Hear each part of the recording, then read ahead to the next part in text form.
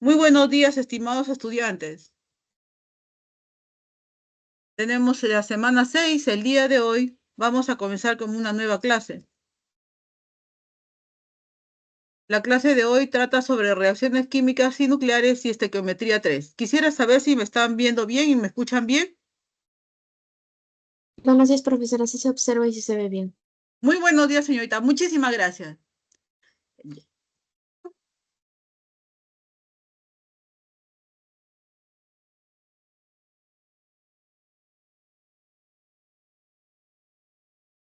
Sabemos que las reacciones químicas son procesos en los cuales las sustancias denominadas em, reactivos o reactantes se transforman en nuevas sustancias denominadas productos, ¿no? Y esto se debe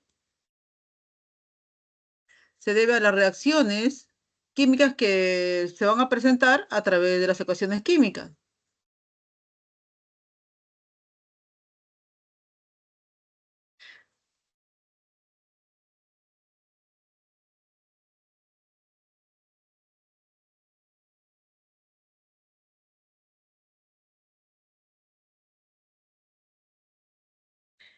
La reacción química es el cambio o transformación de una o más sustancias llamadas reactantes en otras nuevas con propiedades diferentes llamados productos.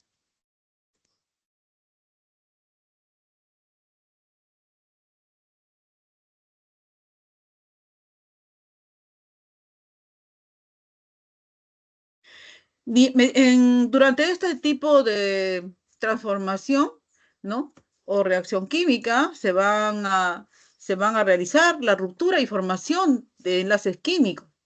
Tenemos aquí el caso del hidrógeno molecular reaccionando con el nitrógeno molecular para reaccionar y dar como producto al amoníaco, NH3.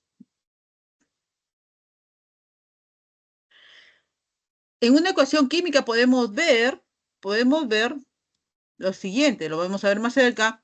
Tenemos aquí a los reactantes y a los productos interviniendo en esta ecuación química. Nosotros vemos aquí que en este caso de reactantes tenemos al potasio sólido, ¿no? Dos moléculas de potasio sólido que están reaccionando con dos moléculas de agua líquida en estado líquido. ¿Correcto? Y estos son los reactantes y nos dan como productos dos moléculas de hidróxido de potasio acuoso más una molécula de hidrógeno molecular gaseoso. Acá podemos ver los siguientes elementos participando dentro de esta ecuación química. Tenemos que los números que están en rojo se le denomina coeficientes estequiométricos. Debido a esto es que ocurren las reacciones químicas, ¿no? En este caso, por ejemplo, tenemos que dos moléculas de potasio sólido tienen que reaccionar con dos moléculas de agua. Esta proporción es una proporción estequiométrica. Quiere decir que si hay un exceso o de repente no hay la cantidad suficiente para realizar la reacción, esta no se llevaría a cabo. Entonces, es necesario cumplir pues la cantidad de moles que están dentro de esta ecuación estequiométrica. Esta ecuación estequiométrica nos dice, en forma teórica lo que tiene que participar, ¿no? Para que nos dé un buen resultado. Por otro lado, le digo que esta reacción, esta ecuación que se da mediante esta flecha que vemos aquí en esta zona, ¿no? Podemos decir que es una ecuación es una ecuación que es realmente, ¿no? Fría, ¿no? ¿Por qué? Porque no nos dice, no nos da muchas, se puede decir características o variables o algo más, si es que no se pusiera dentro de ella, ¿no? ¿Por qué? Porque simplemente nos da la proporción de moles con las que podemos obtener un producto. Luego tenemos acá los estados de agregación. Acá en este caso el potasio está en estado sólido, el agua en estado líquido y el hidróxido de potasio en estado acuoso y tenemos aquí estado gaseoso para el hidrógeno. Estos son los estados físicos de las sustancias. Cuando veamos AC, AC significa acuoso, significa que está disuelto en agua, ya lo disuelto en solución. Y la flecha indica el sentido de la reacción, indica el sentido de la reacción.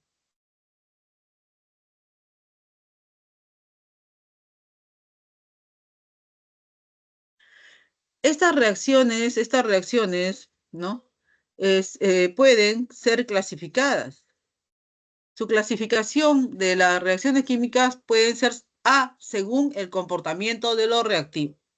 Dentro de este comportamiento de los reactivos, vamos a ver reacciones de adición, síntesis o combinación. ¿Cómo es esto? Veamos un poquito, nos acercamos un poco más y vemos aquí en esto que partimos de dos elementos, ¿no? Que se están, ¿no? Sumando y que dan por resultados, después de la flecha, el resultado es un compuesto AB, ¿no? O sea, que tiene características de lo que fueron inicialmente, ¿no? Pero en un compuesto.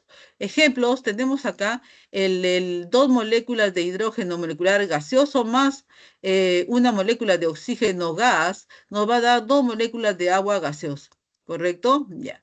Esta ecuación se le conoce como la síntesis de Lavoisier, ¿correcto? La síntesis de Lavoisier. Por otro lado, tenemos aquí el nitrógeno gaseoso más tres moléculas de hidrógeno gaseoso nos va a dar dos moléculas de amoníaco gaseoso. Esta es muy importante porque es la síntesis de Haber-Bosch, muy utilizada en lo que son los fertilizantes. También tenemos otro tipo de reacción dentro del comportamiento reactivo. Tenemos las reacciones de descomposición, en la cual vamos a partir de un compuesto, y este compuesto, ¿no? Va a poder descomponerse, ¿no? En sus elementos. Entonces, vamos a ver como ejemplo, por ejemplo, acá tenemos dos moléculas de clorato de potasio sólido, que nos va a dar, ¿no? Tres moléculas de oxígeno gaseoso más dos moléculas de cloruro de potasio sólido. Esto se va a realizar, no en una forma espontánea, va a requerir de calor para realizarse esta ecuación, y a esto se le llama pirólisis. Por otro lado, tenemos el agua, ¿no? Dos moléculas de agua gaseosa que se van a convertir, ¿no? En dos moléculas de hidrógeno molecular gaseoso más una molécula de oxígeno gaseoso. Pero esto tampoco se va a realizar en forma espontánea, o sea, en forma natural, sino va a requerir del paso de la corriente eléctrica mediante el proceso de electrólisis. Otra reacción que también tenemos dentro del comportamiento de los reactivos, cuando hablamos de los reactivos, recuerden siempre que estamos hablando de acá de estos primeros, ¿no? De acá estamos hablando con respecto a ellos, y igualmente lo hemos estado haciendo con respecto a los otros, ¿no? Todos son los reactivos, estamos hablando con respecto a ellos. Entonces, vamos a ver que en esta tercera clasificación, o sea, en la tercera parte, vemos que las reacciones de sustitución o desplazamiento simple. Estas reacciones de sustitución o desplazamiento simple se van a llevar a cabo de la siguiente forma. Tenemos aquí A, ¿no? Más una sustancia A más un compuesto BC, ¿no? Y nos va a dar por resultado que este A va a sustituir a este B. Luego vamos a tener que A se va a formar AC más B. Ejemplo de ello, tenemos dos moléculas de sodio sólido más dos moléculas de agua líquida, ¿no? Nos va a dar dos moléculas de hidróxido de sodio acuoso. Ya saben ustedes, acuoso significa en solución, más una molécula de hidrógeno molecular gaseoso. Otro ejemplo que tenemos también es el zinc sólido, ¿no? Que son especies de pequeñas granallas, se le dice de color plateado, ¿no? Metálico, que van a reaccionar con una molécula de sulfato de cobre acuoso para darnos sulfato de zinc más cobre sólido. ¿Cómo es esto? Aquí vamos a tener lo siguiente, ¿no? El zinc lo que va a hacer es desplazar al cobre, ¿no es cierto? Y tenemos en este caso que el cobre, ¿no? Sale en forma sólida. ¿Y esto por qué? Porque en la reacción el cobre es más electronegativo que el zinc. Entonces tenemos por resultado que recupera sus electrones y te lo tenemos aquí en forma sólida. En el caso anterior, el sodio es el que va a sustituir al hidrógeno. Y si él sustituye al hidrógeno, vamos a tener la formación de un hidróxido. Y lo restante, ¿no? El que ha quedado del hidrógeno, lo tenemos como hidrógeno molecular gaseoso. La siguiente, reacciones de desplazamiento doble o metátesis. En esta parte también es con respecto al comportamiento de reactivos, ¿no? Con estos reactivos, lo que va a pasar es que va a haber un desplazamiento ya no simple, ¿no? Sino va a haber doble. El A, en este caso AB más CD, van a reaccionar para dar AD más CB, en donde A va a sustituir a C, ¿no? Y también C va a sustituir a A. Entonces vamos a tener por resultado AD más CB. Ejemplos, tenemos al nitrato de plata sólido más el ácido clorhídrico acuoso, que nos va a dar el cloruro de plata sólido más el ácido nítrico acuoso. Aquí vamos a tener que la plata va a sustituir al hidrógeno para luego formar el cloruro de plata. Y también vamos a tener que el hidrógeno sustituye a la plata para obtener el ácido nítrico. En el caso también siguiente, ¿no? Otro ejemplo sería el sulfato de sodio más acuoso, más el nitrato de plomo acuoso, y esto nos va a dar el sulfato de plomo acuoso más el nitrato de sodio acuoso, ¿no? Vamos a tener en esta proporción 1, 1 los reactivos y en el caso de los productos 1, 2. Entonces vamos a ver lo siguiente. El sodio va a reemplazar al plomo y el plomo va a reemplazar al sodio. Entonces vamos a tener una molécula de sulfato de plomo acuosa más 2 moléculas de nitrato de sodio acuoso. Ahora vamos a entrar a otro grupo, ¿no? Que consiste en lo que se denomina según la energía involucrada. Hace un momento, las clasificaciones que hemos tenido era con respecto a según el comportamiento de los reactivos.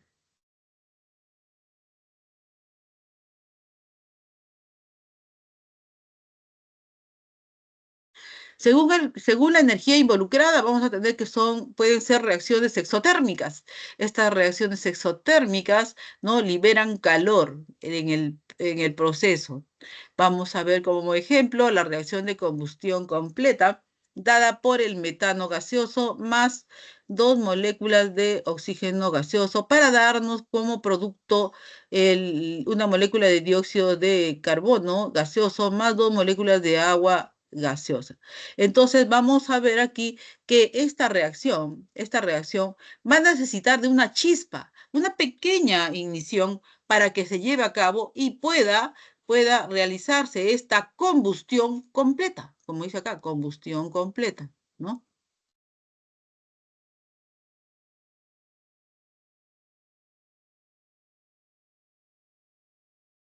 Va a haber una liberación de calor, por lo tanto vamos a poner aquí más calor, ¿correcto? Y eso nos consta a todos porque nosotros realizamos nuestra comida diariamente y para eso necesitamos la combustión de un combustible, como es el caso del gas propano, que también se lleva a cabo mediante una combustión completa, ¿no? Propano más oxígeno y también vamos a tener, ¿no? Todos los productos que aparecen acá. Luego podemos decir que esta misma reacción va a, va, este, dar calor, va a proponer calor en una cantidad de 803 kilojoules por mol. Esta misma reacción puede ser expresada la entalpía, que es una variable de tipo termodinámica, que nos expresa la medida de este calor, ¿no? Es puntual del punto inicial y punto final, y podemos obtener, por eso que hay este delta de H, ¿no? Ella no ve la trayectoria del proceso, simplemente el punto inicial, el punto final, y evalúan esos dos puntos para obtener el calor que se está cediendo al ambiente. Es por eso que cuando el proceso cede calor al entorno, al ambiente, es que lleva este signo. Quiere decir que va a haber de parte del sistema, que es este metano más el oxígeno, ¿no? Que van a reaccionar, van a desprender calor, pero que se va a ir hacia afuera, o sea, fuera del sistema, fuera de la reacción de ellos. No, no es para la reacción de ellos, sino ellos al reaccionar, lo que dan por resultado es calor, mucho calor para el exterior. Entonces, esto se llama reacción exotérmica. Cuando hay este menos aquí delante, significa que expulsa calor al exterior, o sea, es exotérmica.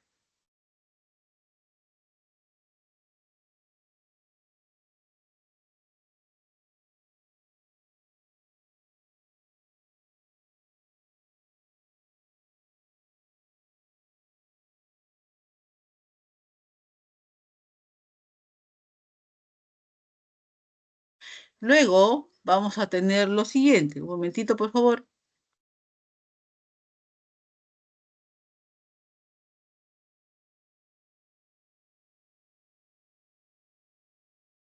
Ya.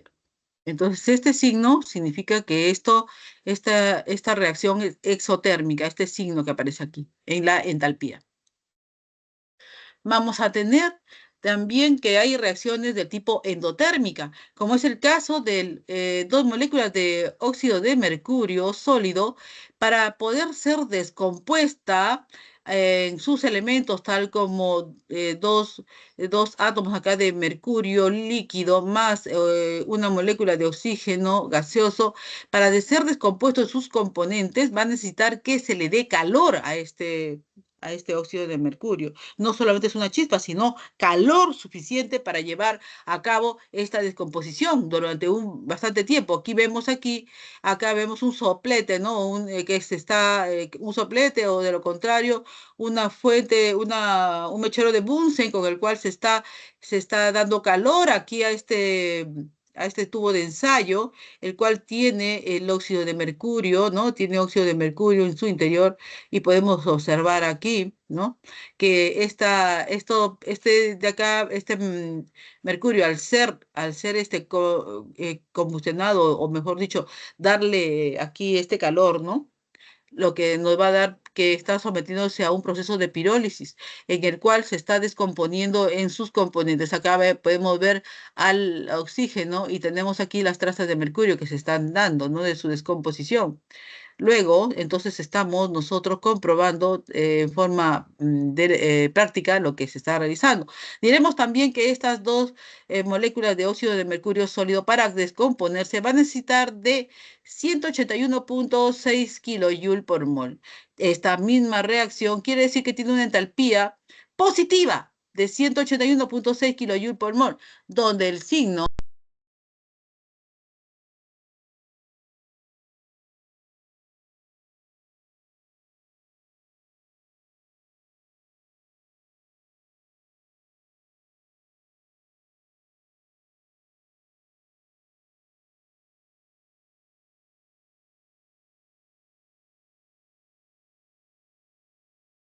es positiva, la entalpía, ¿no? Y escuchen esto, la entalpía es positiva sí, solo si se trata de una reacción del tipo endotérmica.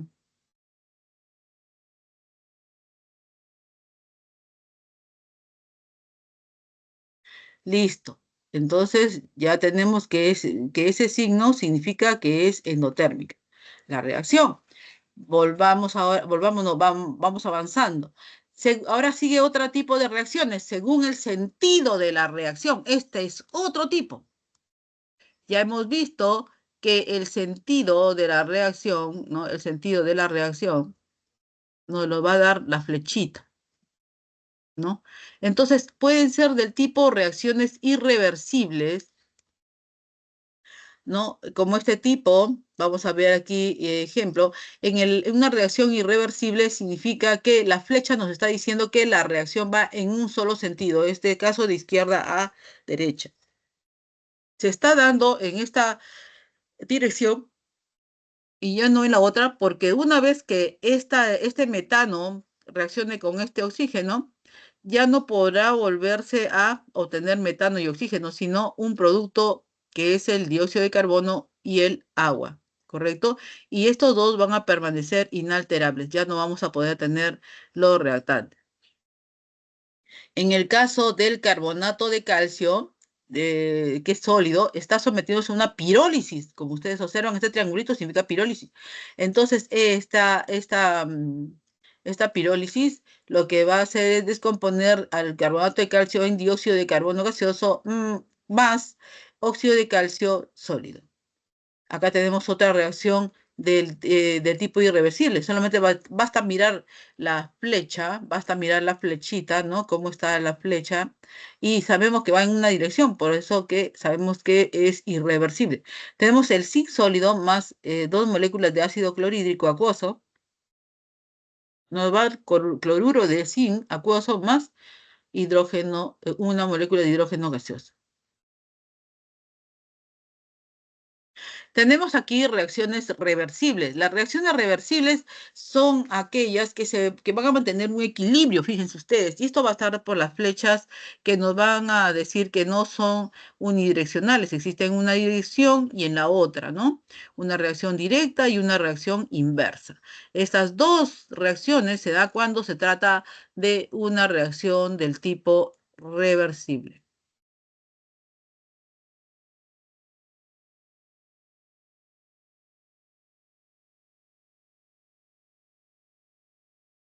Seguimos trabajando según el sentido de la reacción. Entonces, vamos a ver lo siguiente.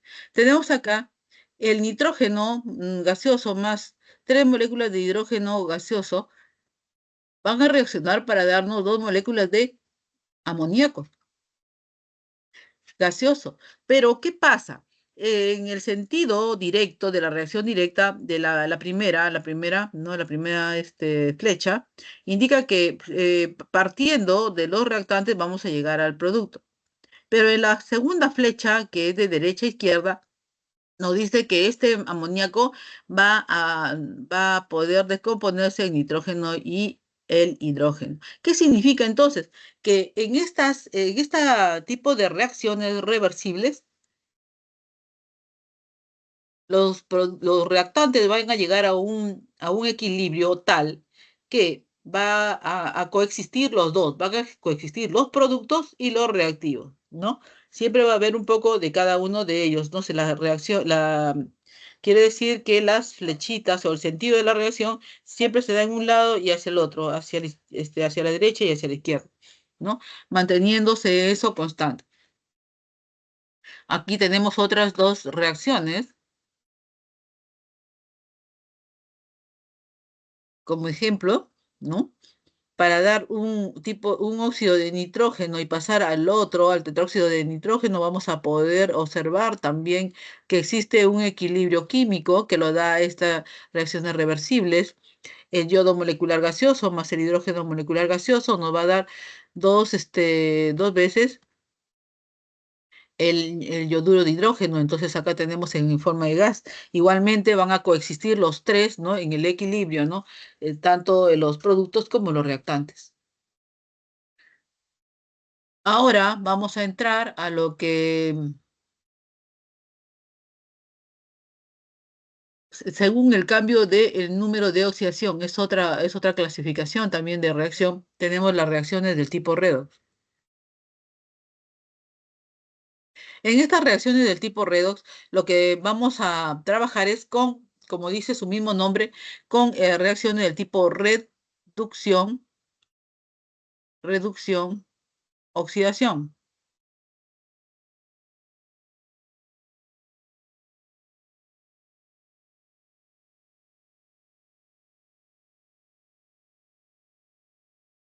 Entonces, eso sí, eso es lo que significa redox, ¿no? Reducción, oxidación.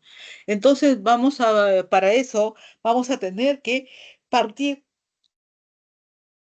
de la ecuación balanceada para luego colocar sus estados de oxidación de las sustancias que están participando, las sustancias y compuestos. Vamos a ver aquí a continuación que el nitrógeno gaseoso va a reaccionar con tres moléculas de hidrógeno gaseoso para darnos en una reacción del tipo reversible dos moléculas de amoníaco gaseoso. Bueno, Cuando la sustancia está pura, su estado de sujeción es cero. Igualmente para el hidrógeno también es cero. Pero para el amoníaco, ¿no? Hacemos cruce. Disculpen.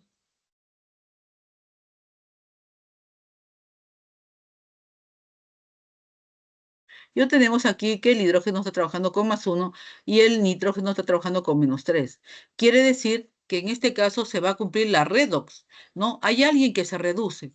Estamos viendo que el nitrógeno pasa a un estado de oxidación de -3, por lo tanto, en él se está cumpliendo el red, ¿no?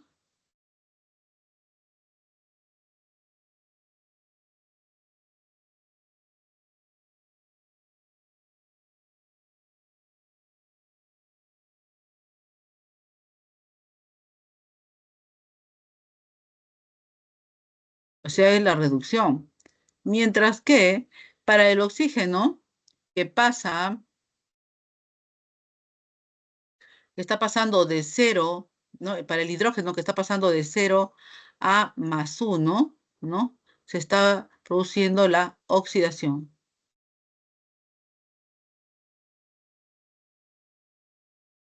Entonces estamos en el redox, ¿correcto? Ahora vamos a ver otro redox. Tenemos aquí el zinc sólido más 2 moléculas de ácido clorhídrico acuoso. Nos va a dar cloruro de zinc acuoso más una molécula de hidrógeno molecular gaseoso. Entonces acá también igual forma vemos lo siguiente, ¿no? Que hay alguien que algo que se reduce y algo que se oxida. Tenemos aquí el zinc. El zinc va a pasar de 0 a +2, por lo tanto se está oxidando, ¿no? Esto se está oxidando. Mientras que, ¿por qué? Porque estamos pasando de una oxidación baja a una alta.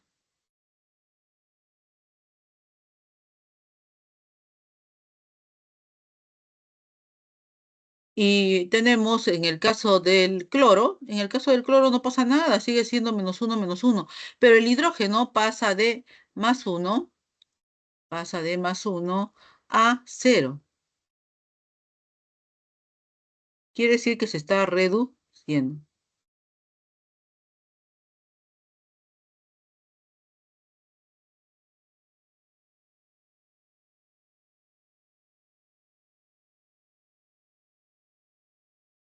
En toda reacción, entonces, en toda reacción de este tipo, ¿no?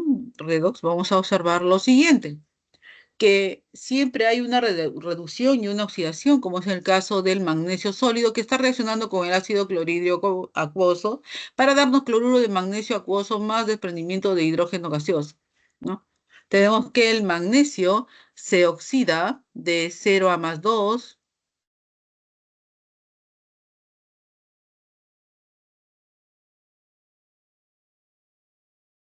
y tenemos que el, el hidrógeno se reduce de 1 a 0.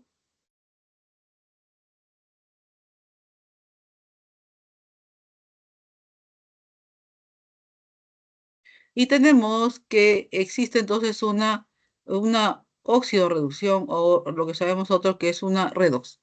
La reducción consiste, como ustedes ven acá, el caso del hidrógeno es una reducción, consiste en la disminución del número de oxidación, claro, porque de +1 pasa a reducirse a 0.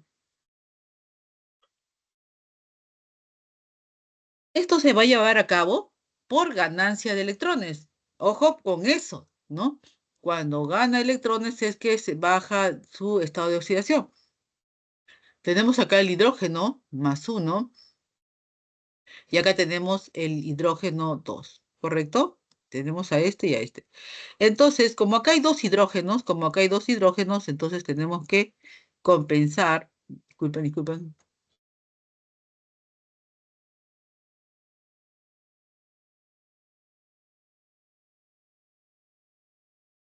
Y vamos a tener acá dos hidrógenos más, +1. Entonces, como se ha reducido, ¿no? Se ha reducido por ganancia de electrones, lo vamos a escribir hacia el lado izquierdo como más. ¿Cuántos electrones? Este 2 por 1, se multiplica 2 por 1. 2 serían los 2 electrones, ¿correcto?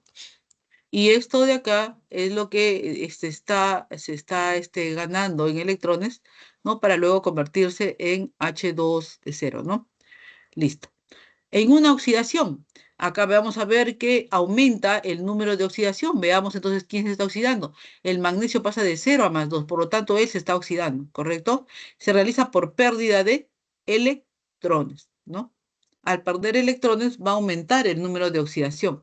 Entonces vamos a tener acá que el magnesio 0 va a pasar a magnesio +2 y luego, ¿no? Se va a perder 2 electrones, como se está poniendo acá.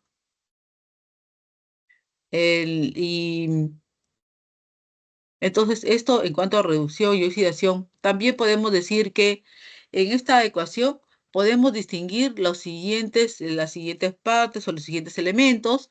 El magnesio, por ejemplo, es un agente reductor, ¿no? Acá tenemos al magnesio. Ay, Dios mío.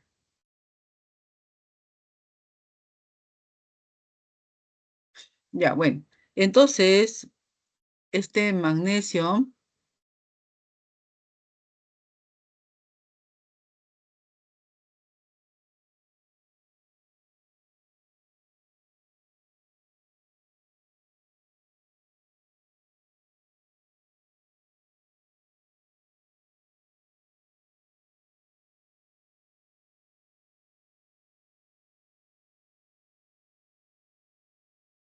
el magnesio entonces es el que se está oxidando.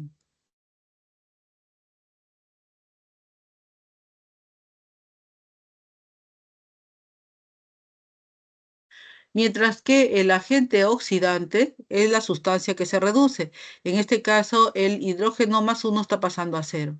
Por lo tanto, él es el agente oxidante, ¿no? Porque ¿a quién está oxidando? Está oxidando al magnesio, ¿no?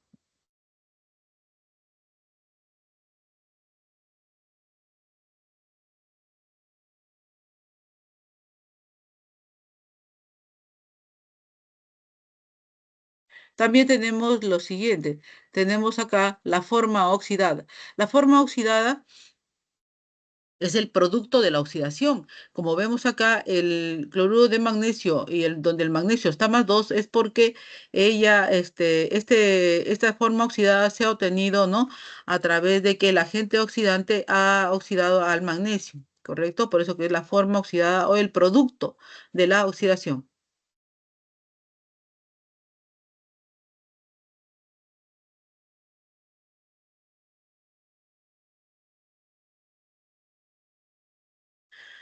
También tenemos la forma reducida, que en este caso vendría a ser el hidrógeno, ¿no?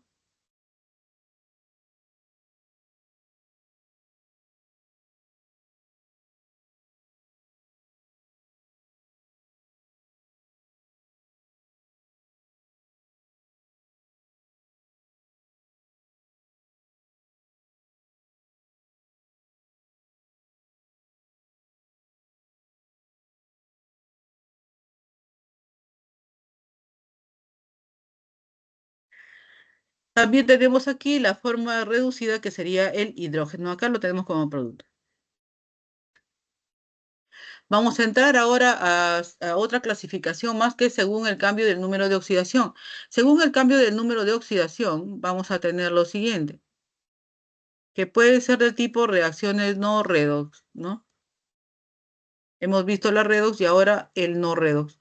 El no redox consiste en que si hacemos reaccionar, en este caso, por ejemplo, el hidróxido de sodio acuoso más el ácido clorhídrico acuoso, que nos va a dar cloruro de sodio acuoso más agua del estado líquido, vamos a ver que sus estados de oxidación no van a variar, ¿no? Vemos acá que el sodio en los reactantes está como +1, pasa a los productos como +1, mientras que el oxígeno -2 pasa aquí al postproductos formando al agua también con -2. El hidrógeno con +1 también pasa al producto como +1, ¿no? Y el cloro como -1 también al producto como -1. Así es que nadie se oxida y nada se reduce. Por lo tanto, es una reacción de tipo no redox, así como el nitrato de plata reacciona con el cloruro de sodio para dar el cloruro de plata y el nitrato de sodio, donde en el nitrato de plata tenemos a la plata trabajando con +1, al nitrógeno con +5 y al oxígeno con -2, y en el cloruro de sodio como +1 al sodio y al cloro como -1. Tenemos que en los productos la plata permanece con +1 tanto como en los reactantes, el cloro con -1 como aparece en los reactantes, el sodio en los productos aparece con +1 como aparece, sí, como aparece en los reactantes. Tenemos al nitrógeno +5, ¿no? Como aparece en los reactantes como +5 y el oxígeno -2 como aparece en los reactantes como -2 de estado de oxidación. Vamos a entrar en este momento a lo que se llama los métodos, ¿no? Los métodos de tanteo o simple inspección que vienen a ser parte de lo que se conoce como el balanceo de ecuaciones químicas. Este balanceo de ecuaciones químicas tiene por objetivo que nosotros balanceemos o ajustemos las ecuaciones químicas para poder luego aplicarlo el proceso estequiométrico, ¿no? Mediante este proceso podemos ajustar, saber cuántas moléculas corresponden a los reactantes y a los productos para que se lleve a cabo estas reacciones, espontáneas o no, y que esto al mismo tiempo nos diga nos dé una forma exacta teórica de cómo está reaccionando estos reactantes para dar esos productos. Tenemos aquí el método de tanteo, es uno de ellos para poder hacer el balanceo de ecuaciones químicas y encontrar los coeficientes adecuados estequiométricos que requieren la ecuación para poder utilizarla, ya sea como hallando el reactivo limitante, ya sea hallando el reactivo en exceso o una cantidad determinada de moles partiendo de una cantidad que nos dan en la realidad, o también para hallar diversos porcentajes que podemos expresar, ¿no? Basándonos en la ecuación estequiométrica. Veamos entonces. Tenemos aquí como ejemplo para el método de tanteo la ecuación del nitrógeno gaseoso más 3 moléculas de el nitrógeno gaseoso más el hidrógeno más el amoníaco. Veamos. Tenemos aquí lo siguiente.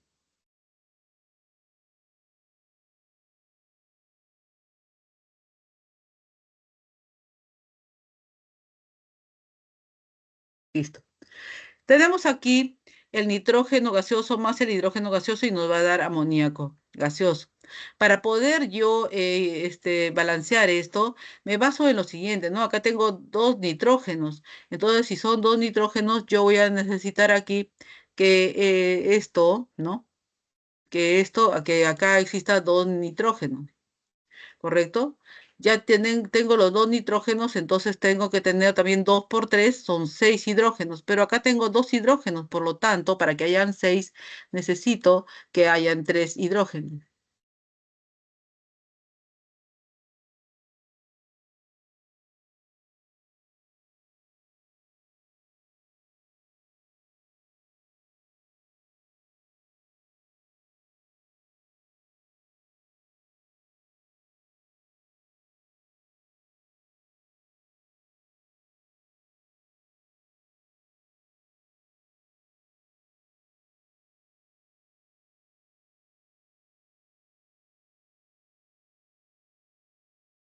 Listo.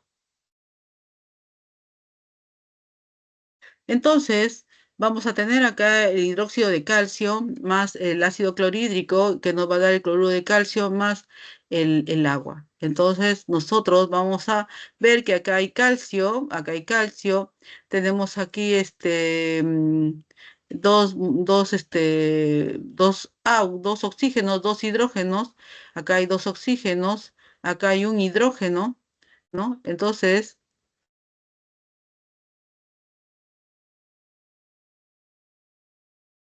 vamos a poner dos para poner el oxígeno. Tendríamos acá 2 por 2 sería 4 hidrógenos y acá tenemos 2 oxígenos. Acá cumplimos con los oxígenos, pero nos hemos excedido en los hidrógenos. Entonces vamos a poner aquí dos hidrógenos para compensar los dos hidrógenos que había en este lado. Ya tendríamos los dos hidrógenos más dos serían cuatro hidrógenos, dos por dos, cuatro hidrógenos, y veríamos si el cloro está completo, dos cloros y dos cloros. Por lo tanto, esta ecuación está balanceada. Pasemos a la siguiente. En la siguiente tenemos, ¿no?, el combustible más oxígeno, ¿no?, que van a dar dióxido de carbono más agua. En este caso, vamos a ver que tenemos, ¿no?, dos carbones y acá tenemos uno. Por lo tanto, necesitamos que haya dos carbones. Y con esto tendríamos 2 por 2, 4 oxígenos. Entonces acá necesitamos también compensar esto, ¿no? Un momento. Compensar esto. Contamos 2 por 2, 4. 4 más 1, 5. Y acá tenemos 2, ¿no es cierto? 2. Y el hidrógeno hay 6. Entonces, en los hidrógenos podríamos poner 3 por 2, son 6 hidrógenos. Y tendríamos acá 3 oxígenos más 4 serían 7. Entonces vamos a poner acá 7. Pero como acá hay 2, entonces lo vamos a poner en forma fraccionada, ya que este 2 con este 2 se van a eliminar y nos va a quedar 7. Pero no podemos dejarlo así porque esta ecuación tiene que ser del tipo estequiométrica donde sus coeficientes sean enteros. Por lo tanto, a todos lo vamos a multiplicar por 2, ¿no es cierto? A todos lo vamos a multiplicar por 2. Al multiplicarlos por 2, lo que vamos a hacer es que este 2 que está aquí como denominador ya no esté en esa forma particionada, sino que todo esté multiplicado por un coeficiente que convierta a todos en cantidades enteras. Entonces lo vamos a multiplicar por 2.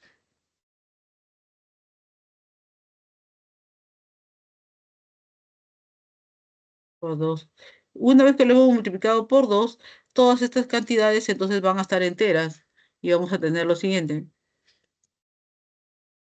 Acá vamos a tener 7 oxígenos. Acá vamos a tener al 4 dióxidos. Y acá vamos a tener a 6 aguas. Y tendríamos todos los coeficientes enteros. Tenemos aquí el método de coeficientes indeterminados. Para esto vamos a utilizar la misma ecuación del nitrógeno gaseoso más hidrógeno gaseoso más que nos va a dar por resultado el amoníaco gaseoso. Vamos a ponerle diferentes tipos de coeficientes, pero con letras, ¿correcto? Vamos a dar letras diferentes a cada uno de los componentes de los reactantes y también a cada uno de los componentes de los productos. Para este caso tenemos dos reactantes y un producto. Luego le ponemos A, B y C y decimos si lo vamos a comportar a esto. Ya hemos dicho que es una ecuación química, por lo tanto vamos a trabajar como una ecuación química, donde pues decimos 2 por A, en el caso del nitrógeno, 2 por A, 2A, para el primer miembro, ¿correcto? O sea, para la parte de los productos. Entonces, vamos a poner, ¿no?, que esto de acá va a ser igual a la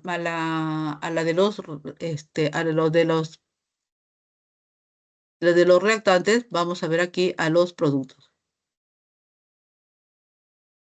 Y los vamos a comparar con una ecuación. Ahora, 2 nitrógenos, o sea, sería 2 por A, va a ser igual en el nitrógeno, en el producto, tenemos aquí que aparece 1, ¿no?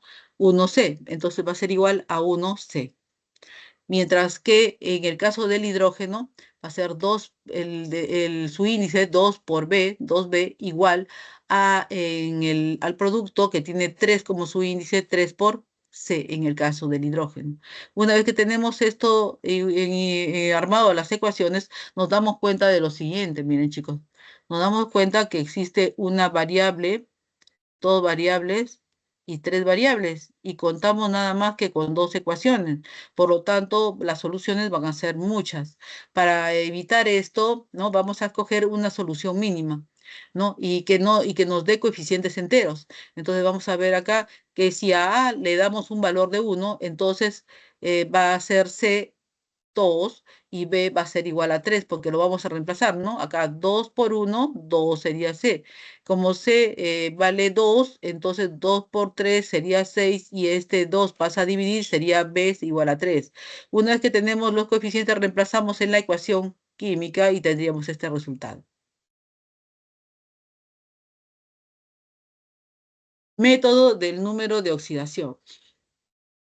En el método de números de oxidación vamos en primer lugar a escribir la fórmula. Luego que escribimos la fórmula, esta no va a estar balanceada, pues no, desde luego, porque lo estamos balanceando de acuerdo al número de oxidación. Este número de oxidación nos indica claramente que tenemos que ver, ¿no? Con cuánto está trabajando en su estado de oxidación cada uno de los elementos que se están oxidando o se están reduciendo. Entonces vamos a ver que el azufre aquí está trabajando con -2, ¿no? En este compuesto que es el el ácido sulfídrico, ¿no? Lo vamos a tener en estado acuoso, vamos a tener que el azufre está trabajando con -2, y acá en el ácido nítrico el nitrógeno está trabajando con +5, mientras que en el producto el azufre, como es sólido, está trabajando como cero, con cero de estado de oxidación, y en el NO, el óxido de nitrógeno está trabajando como +2 el nitrógeno, ¿no? Más agua líquida. Entonces vamos a separar solamente las semirreacciones que indiquen oxidación o reducción. Vamos a tener acá que el azufre está pasando de -2, ¿no? De los reactantes a los productos con cero, ¿no? Entonces quiere decir que está bajando su estado de oxidación o está subiendo. En este caso está subiendo, ¿no? De -2 a 0 está subiendo su estado de oxidación. Por lo tanto, este se está oxidando. Si se está oxidando, vamos a colocar los dos electrones, ¿no? Que está perdiendo para este lado, ya para el lado derecho. Y en la otra semirreacción en el que el nitrógeno pasa de +5 a N+2, vamos a ver que está pasando en esta forma porque él se está reduciendo. Al estar se reduciendo, ¿no? Quiere decir que está perdiendo electrones. Entonces vamos a poner aquí más 3 electrones, ¿no? Más 3 electrones. Entonces vamos a ver aquí que 3 por -1 sería, está cantando electrones, diré, disculpen, más 3 electrones sería +5, nos da +2. Al hacer esta cantidad, ¿no? Posible, a ver, déjenme un momentito. Habíamos dicho, acá, disculpen ya, habíamos dicho lo siguiente, que en una reducción hay ganancia de electrones y en una oxidación hay pérdida de electrones. A ver, entonces está bien. Aquí vamos a ver que en una reducción nosotros tenemos lo siguiente, ¿no? En una reducción vamos a tener una ganancia de electrones.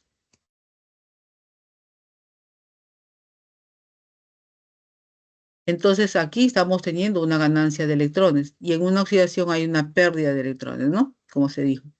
Ahora, en esta reducción o ganancia de electrones, los electrones ganados se van a colocar para el lado izquierdo. Entonces vamos a tener aquí +5, más 3 por menos, sería -3. Esta suma nos va a dar +2, ¿correcto? Ahora los coeficientes tanto tanto del que se oxida como el del que se reduce, los vamos a colocar delante de estos paréntesis de las semirreacciones, ¿no? En forma cruzada. El de abajo lo vamos a poner hacia arriba y el de arriba hacia abajo como efecto multiplicador. Lo vamos a sumar estas dos semirreacciones afectadas, cada una de estos multiplicadores, y nos va a dar el resultado siguiente.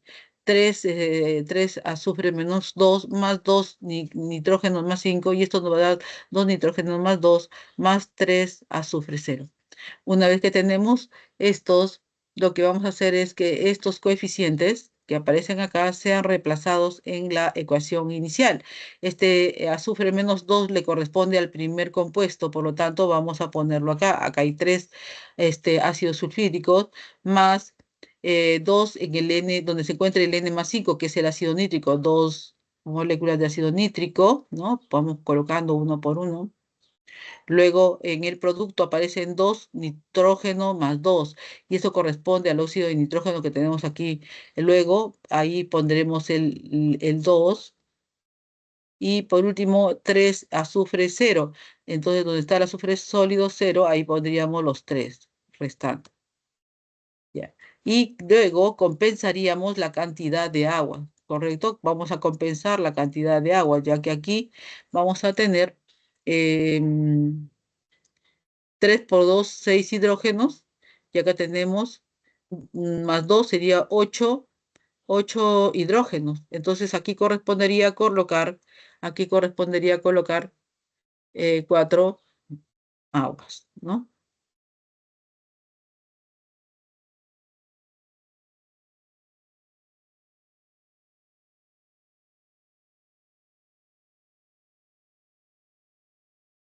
Listo.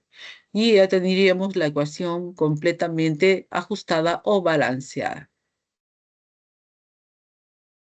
Pasamos al método de ion-electrón en medio ácido. Acá tenemos el medio ácido, que es el ácido nítrico, ¿no? Que está reaccionando con el zinc sólido para darnos el nitrato de zinc, donde el zinc está actuando con más 2, y tenemos acá el dióxido de nitrógeno, donde el nitrógeno está trabajando con más 4, más agua líquida. Luego vamos a hacer al igual o muy parecido al anterior, ¿no? Vamos a realizar esto, pero vamos a tener en cuenta lo siguiente.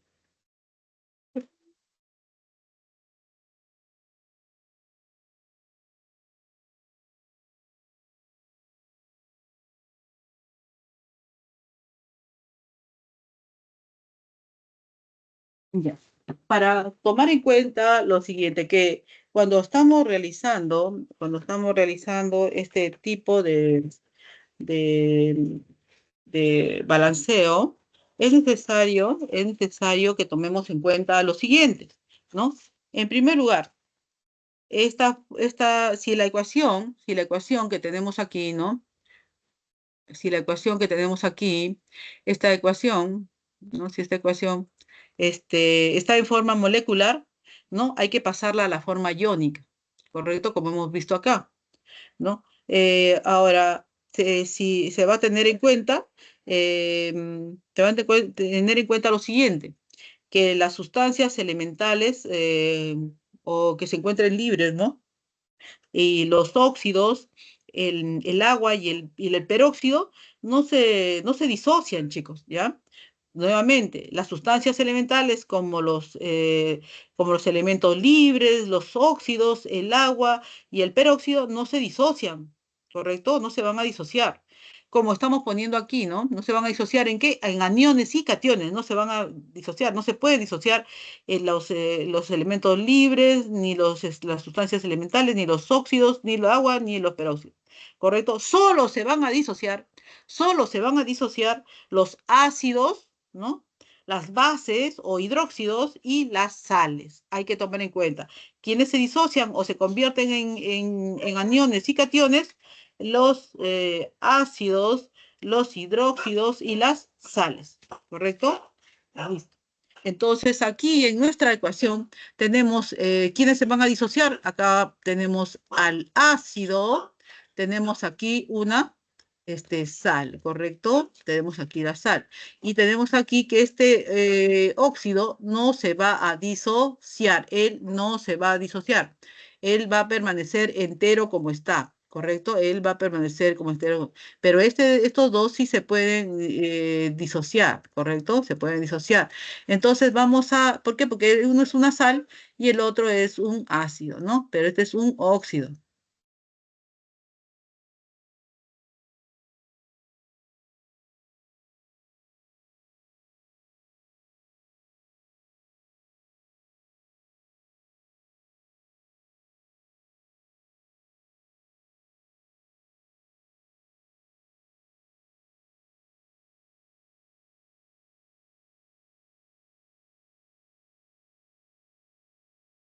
No se disocia. Cuando nosotros hablamos de disociación, estamos hablando de qué, de que no se pueden ellos convertir a iones, ¿ya?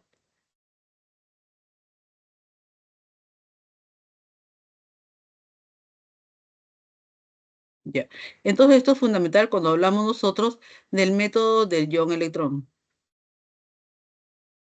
Ahora, vean acá, lo que vamos a hacer es primero ¿no? O tener aquí que el zinc, como hemos visto que es una sustancia pura, sólida, ¿no? Va a pasar de 0 al zinc+2 en la sal. En esto sí, porque ya hemos dicho que la sal sí se puede disociar, por lo tanto aquí se va a dividir, ¿no? En un catión, como es el zinc+2, y vamos a tener aquí un anión del tipo nitrato, ¿correcto? Entonces podemos separar a este zinc. Este zinc va a pasar de 0 a +2. Muy bien, entonces aquí vamos a ver que el 0 al +2 está como hemos dicho hace un rato, ¿no?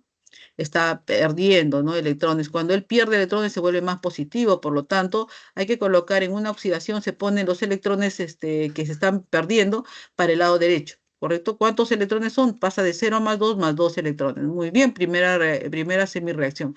¿Cuál sería la otra? Entonces vemos acá que el nitrógeno, ¿no? Que es del ácido nítrico. Entonces vamos a trabajar con esta parte.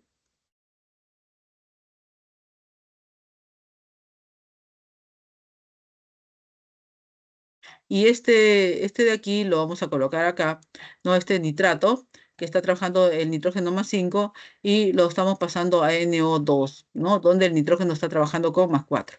El NO2 no lo vamos a dividir en anión y catión. ¿Por qué? Porque es un óxido y el óxido no se disocia. Ya le puse aquí. Ojo con eso. Entonces vamos a poner simplemente a trabajar así como están, en esta forma, para trabajar con sus oxidaciones de sus, en este caso del elemento principal de cada uno de ellos, como es en el caso del nitrógeno, ¿no? En el primero como anión y en el segundo como óxido. Listo. Una vez que hemos trabajado, hemos colocado este ion nitrato y el óxido de nitrógeno, y esto vamos a ver que acá hay una ganancia de un electrón, por lo tanto lo vamos a poner para el lado izquierdo porque se está reduciendo, entonces lo ponemos hacia el lado izquierdo al electrón que ha ganado. Una vez que hemos hecho esto, ahora lo vamos a compensar o añadir agua. Añadimos agua, ¿no? Acá vemos que hay agua, ¿no? Tenemos que añadir agua a este lado, ¿no? Añadimos agua, empezamos con una molécula de agua, y si agregamos una molécula de agua, quiere decir que acá hay contenido de oxígeno, entonces vamos, lo que necesitamos es hidrógeno. ¿Cuánto? 2 hidrógenos por cada molécula de agua. Ponemos 2 IH positivo, o sea, dos hidrógenos, ¿no? Más en ese lado, ¿no? Tenemos que añadir. Una vez que hemos añadido los dos y hemos también compensado en uno y el otro miembro, lo que va a proseguir es intercambiar los coeficientes, en este caso de dos, ¿no? De dos electrones que figura aquí en la parte superior y del un electrón que aparece acá en el inferior, ¿no? Los intercambiamos, ¿no? Y luego vamos a proseguir con el balance. Multiplicamos a la primera reacción por el multiplicador y al segundo por el otro multiplicador. Luego tenemos que el resultado a la suma que hacemos es 4 hidrógenos más sin 0, más 2 nitratos, y esto nos va a dar sin más 2 NO2, más 2 moléculas de agua. Entonces, una vez que tenemos estos coeficientes, es muy importante remarcar, ¿no? Remarcar la importancia que tienen estos hidrógenos, por ejemplo, ¿no? Estos hidrógenos nos van a dar aquí el, el resultado del contenido del ácido nítrico, porque es el que contiene el hidrógeno, ¿correcto? Listo.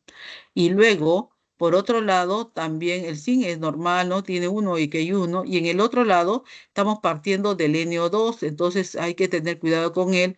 Y vemos que aquí son dos NO2, entonces eso es lo que vamos a colocar acá. Y luego vamos a completar, como que hay agua, vamos a completar la cantidad de agua según lo que nos ha salido estequiométricamente en el balance. Lo comprobamos y vamos a comprobar por la ley de las masas que tanto en los reactantes como en los productos hay la misma cantidad de elementos participando, tanto como sustancia como compuesto.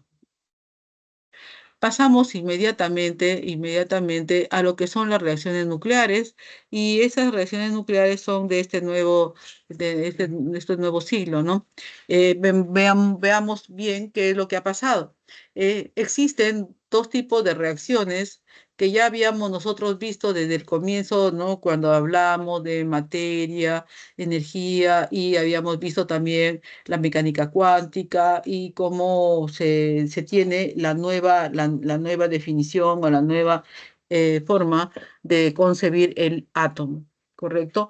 Entonces vamos a observar que hemos realizado hasta el momento todo un estudio con respecto a lo que son las reacciones, con las reacciones del tipo químico, ¿correcto? Entonces, en estas reacciones del tipo químico es muy conocido para nosotros decir que solo participan los electrones de la capa de valencia, no se forman nuevos elementos, se absorben o liberan cantidades de energía relativamente pequeñas, ¿no? Eso es lo que hemos visto, ¿no? Cuando hemos visto hace un momento nada más, ¿no? Cómo, por ejemplo, intervienen estas pequeñas cantidades de energía, ¿no? A veces nosotros sufrimos una quemadura, ¿no? Debido a poder prender un fósforo o con la cocina, ¿no? Y que nos ampolla la mano o simplemente nos causa una herida. Ya, muy bien, pero estas cantidades son, miren, de 803 kilojoule, o como en el otro caso de la endotérmica, ¿no? De la endotérmica, que tendríamos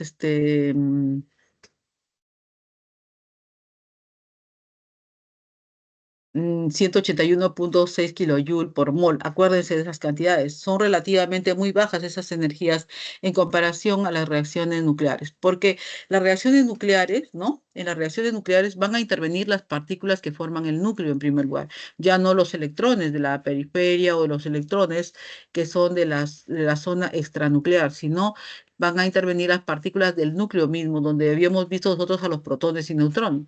Los elementos pueden convertirse en otros elementos, ya no van a ser como vemos, ¿no? Hemos visto, por decir, aquí está el ácido sulfúrico más el ácido nítrico y nos da azufre más óxido de nitrógeno más agua, ¿no? Porque vemos aquí que aquí hay hidrógeno, en el otro, en los reactantes y en los productos hay hidrógeno. Hay nitrógeno en los reactantes, los productos también hay nitrógeno, hay oxígeno en los reactantes y también hay oxígeno en los productos. Pero en el caso de las reacciones nucleares ya no es así. Se trata de que los elementos pueden convertirse en otros elementos. Nosotros conocemos como elementos a todos los de la tabla periódica, pero los que intervienen en las reacciones nucleares son los llamados isótopos radiactivos, y nosotros los tenemos como elementos también en la tabla periódica, tal que es el caso del uranio. Entonces, este uranio, por ejemplo, puede convertirse en otro elemento, tal como el plomo, como lo vamos a ver dentro de un momento, o como el polonio, ¿no? Como el polonio y otros más, ¿no? El astato, y etcétera, todos ellos isótopos, ¿no? Que son muy inestables. Se absorben o liberan enormes cantidades de energía. Por supuesto, la cantidad de energía ya no van a ser de kilojoules, sino en kilotones, que son una cantidad muy grande de energía que nosotros no podríamos soportarlo, ¿no? Como seres humanos, más bien nos disolveríamos ante esa cantidad de energía que representa la de una reacción nuclear. ¿Por qué sucede esto? Por lo siguiente. Vamos a empezar con una clasificación de reacciones nucleares, ¿no? De reacciones nucleares, y diremos pues que la radiactividad, ¿no? Se va a definir como la desintegración del núcleo del átomo inestable, ¿no? Del núcleo del átomo inestable para formar otros diferentes, más estables, ¿no? Eh, Más estables. Entonces, en el proceso se emiten partículas y o radiaciones electromagnéticas muchas veces, y diremos también que a este proceso se le llama transmutación. Transmutación. Un núcleo radiactivo puede emitir una o varias radiaciones y sufre transformaciones diferentes en función del tipo de radiación que emite. Hay tres tipos de radiaciones. Tenemos la radiación alfa, la radiación beta, la radiación gamma.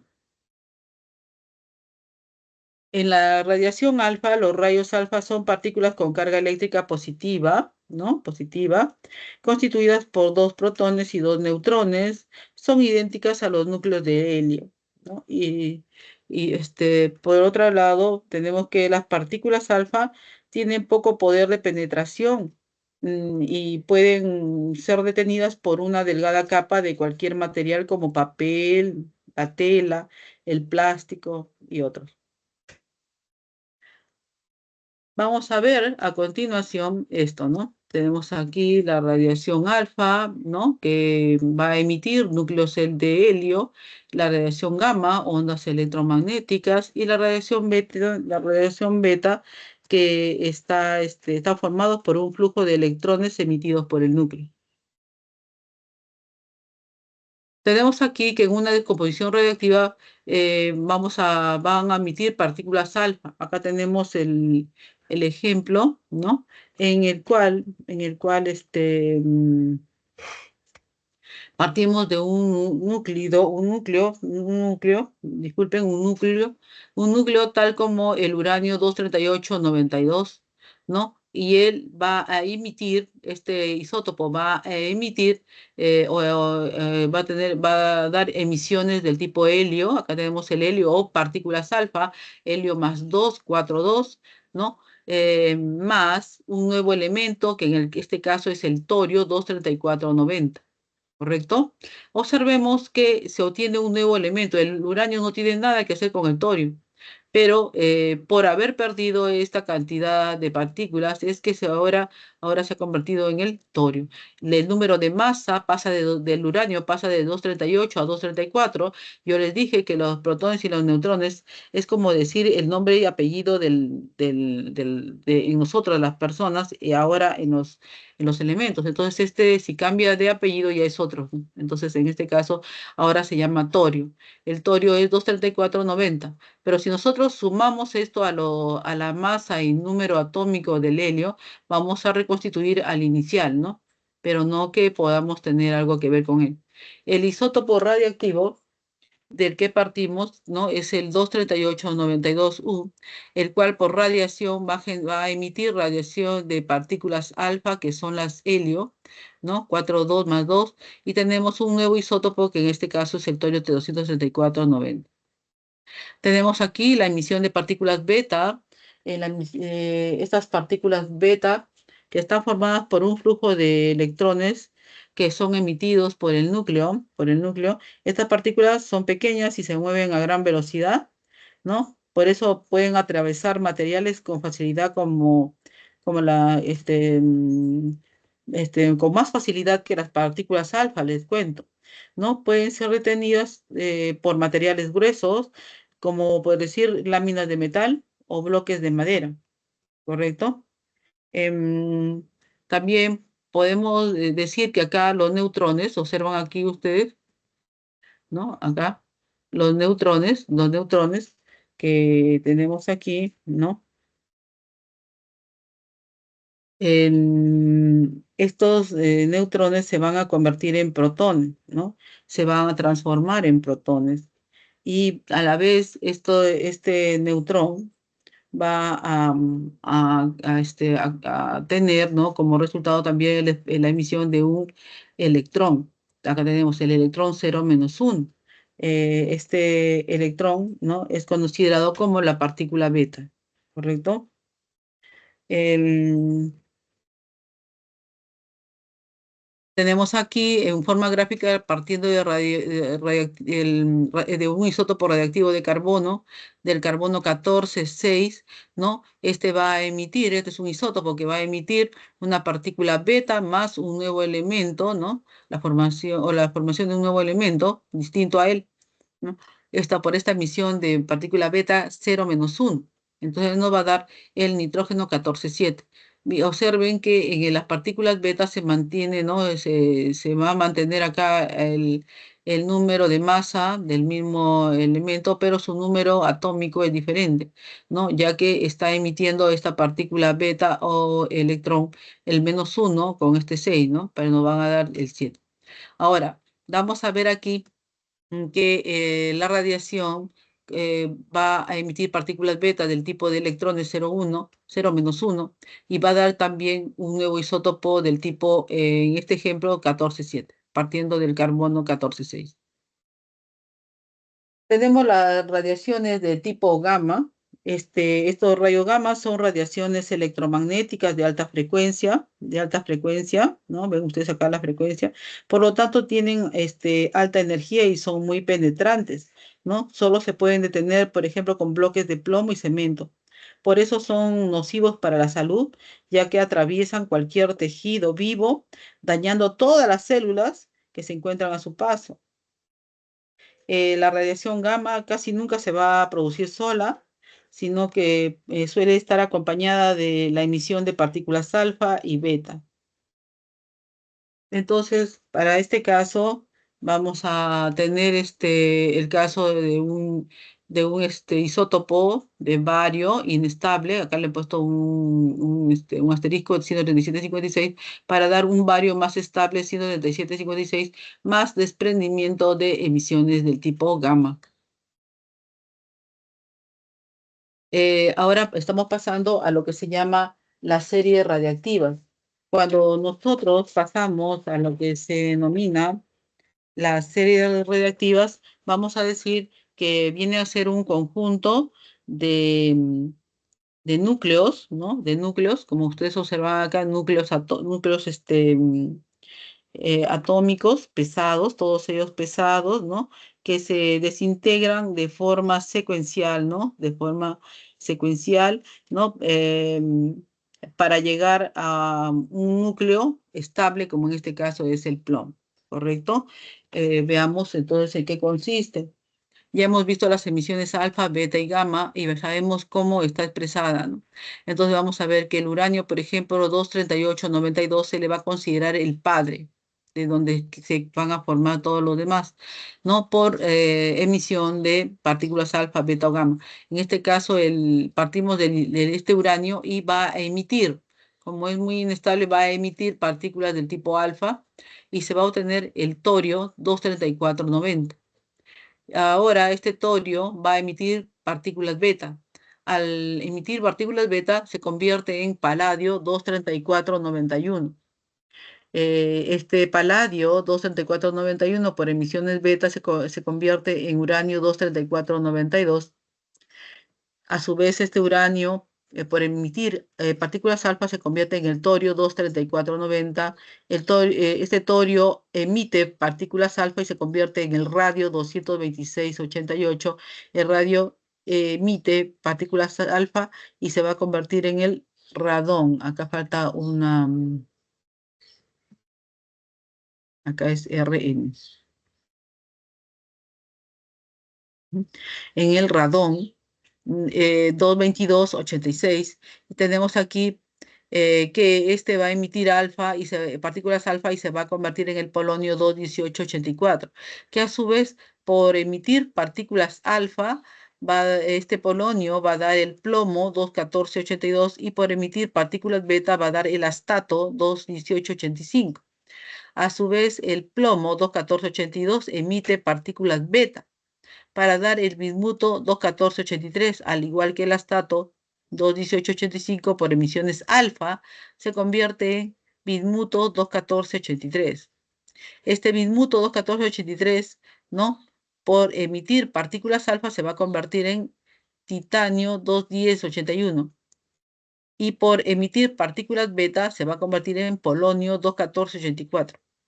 A su vez, el titanio 210,81 por emitir partículas beta se va a convertir en el plomo 210,82 y el polonio 214,84 por emitir partículas alfa se va a convertir también en el plomo 210,82. Este plomo va a emitir partículas beta para convertirse en el bismuto 210,83. Este bismuto va a emitir partículas beta para convertirse en el polonio 210,84. El polonio va a emitir, en este caso, partículas alfa para convertirse en 206,82, que es el plomo estable.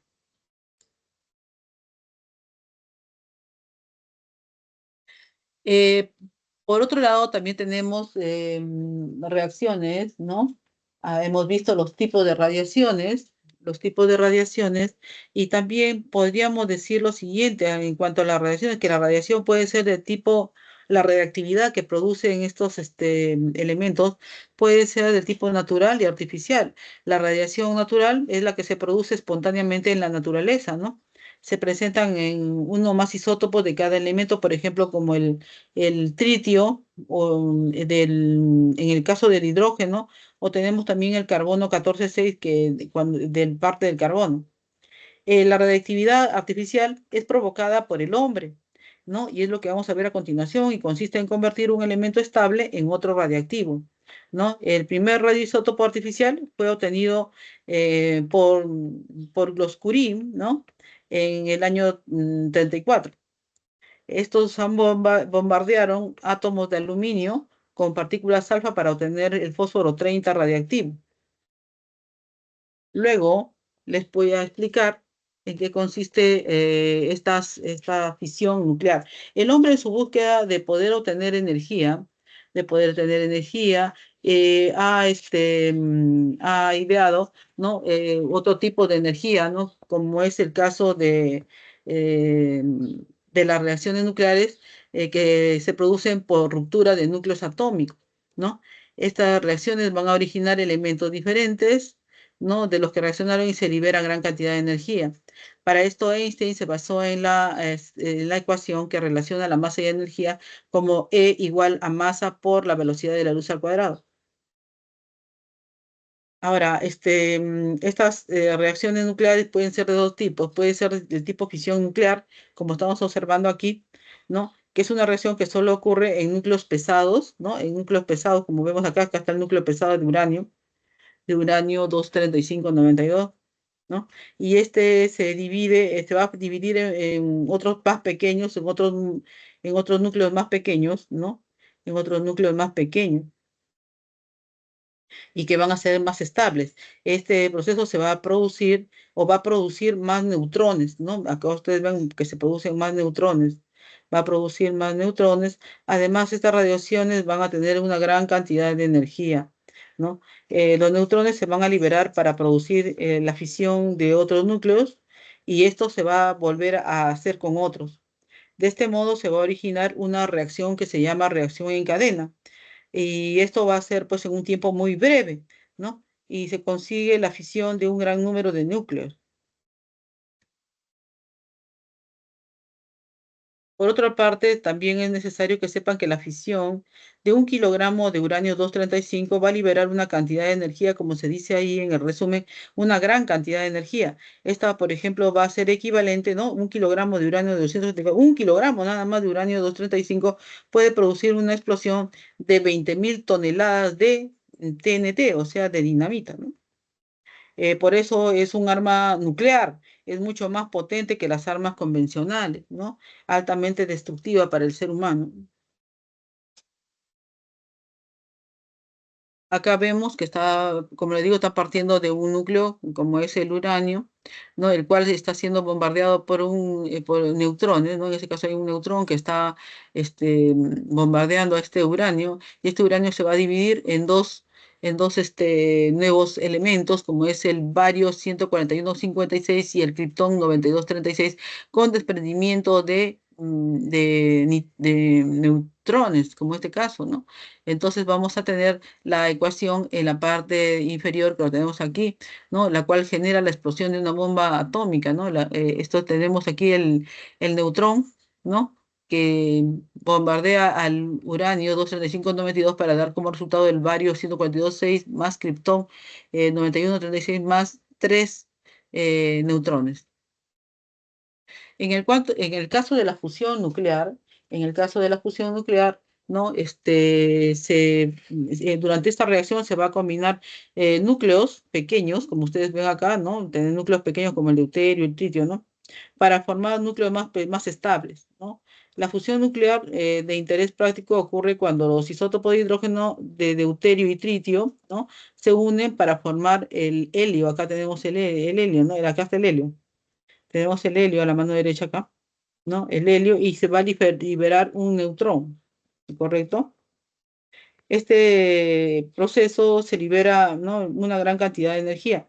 Y así, al fusionarse un gramo de hidrógeno, se libera una cantidad de energía equivalente a la que se produce al quemar 17.000 kilogramos de carbón. Imagínense. La fusión nuclear ocurre de manera continua en el Sol, o sea, en el astro rey, ¿no? El Sol. Y genera, y por lo, genera se puede tener también en forma general que también ocurre en todas las estrellas, ¿no? Para su conocimiento. Para iniciar estas reacciones se requiere de temperaturas extremadamente altas que permitan, pues, vencer las fuerzas de repulsión entre los núcleos.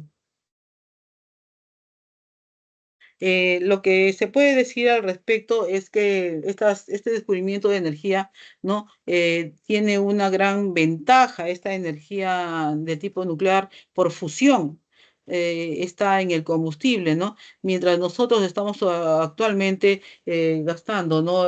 Y consumiendo combustibles de tipo fósil altamente contaminantes.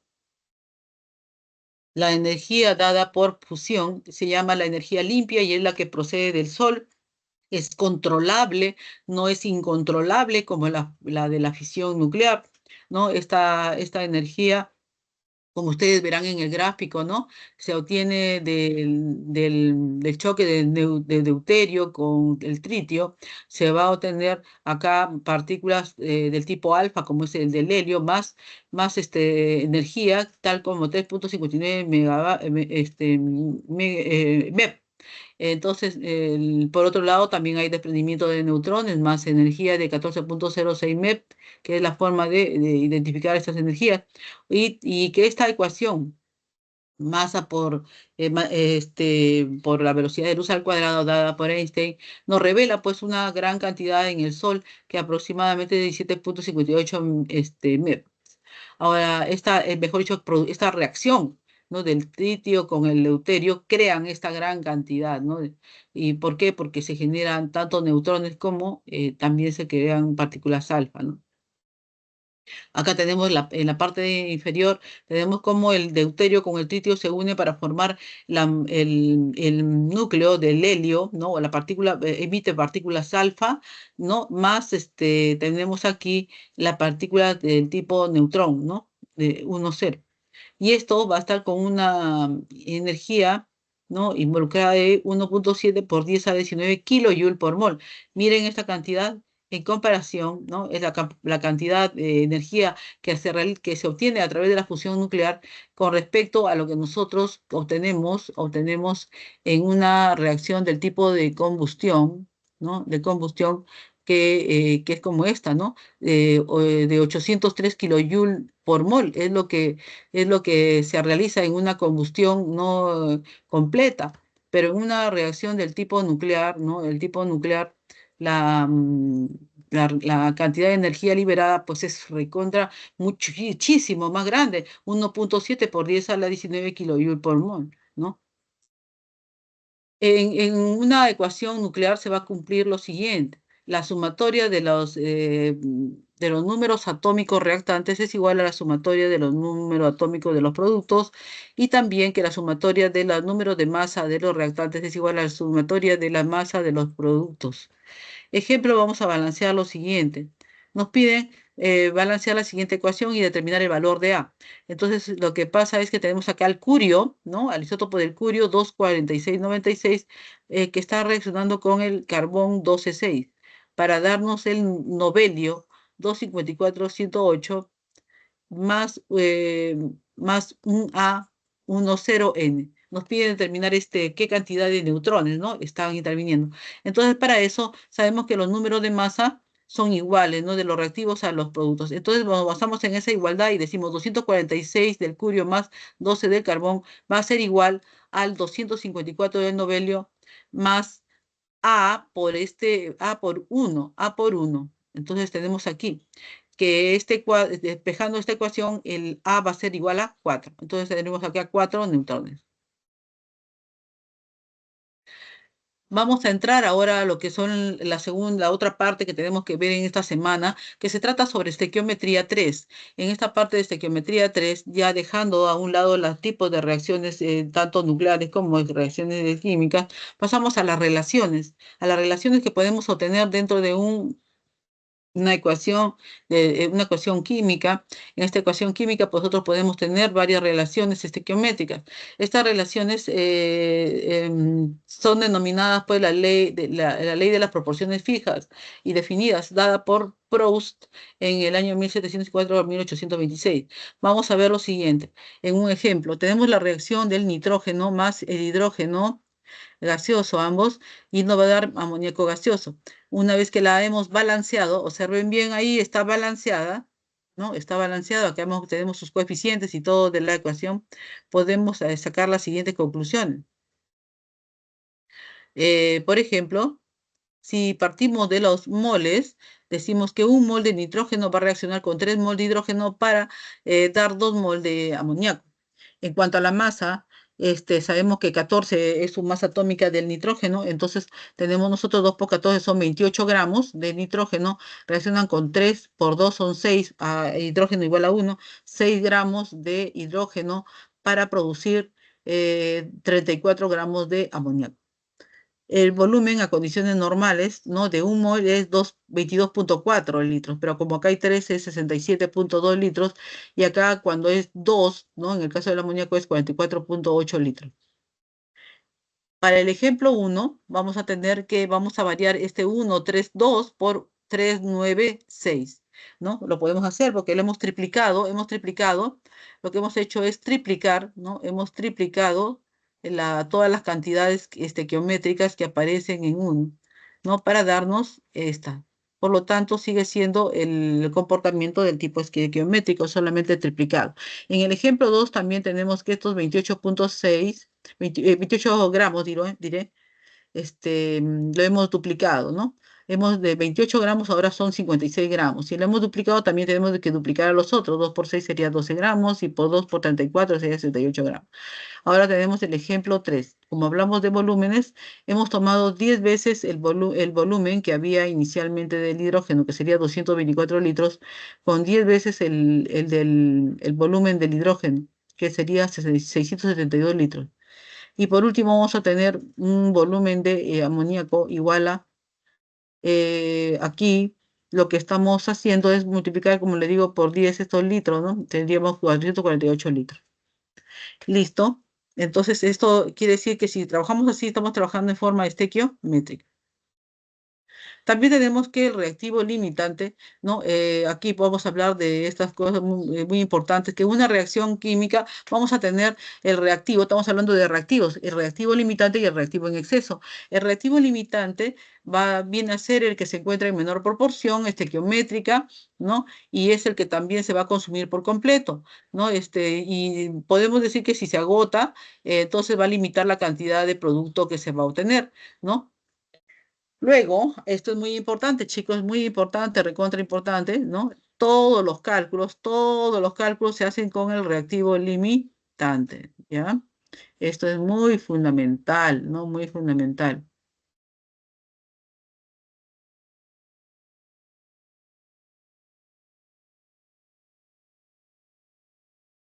Si nosotros no hallamos el reactivo limitante, no podemos hacer ningún cálculo, ¿ah?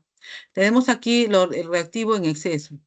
Es aquel reactante que se encuentra en mayor proporción estequiométrica y este también no se va a consumir por completo y va a quedar siempre una parte sin reaccionar, ¿no? Acá tenemos la combustión completa, el combustible es el reactivo limitante y el oxígeno es el reactivo en exceso.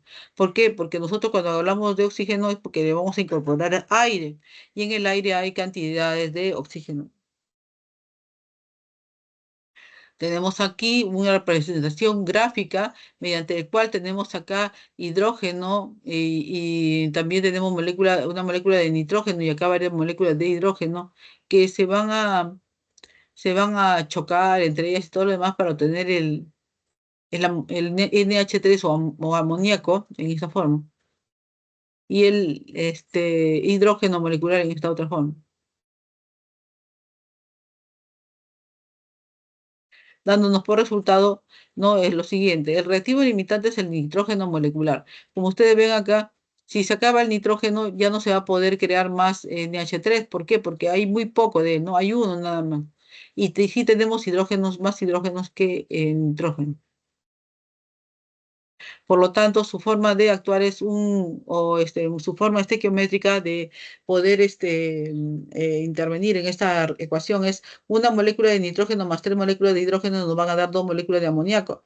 El reactivo limitante aquí es el nitrógeno y el reactivo en exceso es el hidrógeno. Miren, acá se ha obtenido dos moléculas de amoníaco y aquí hay volando, ¿no? En el ambiente hidrógeno molecular y hidrógeno molecular, ¿no?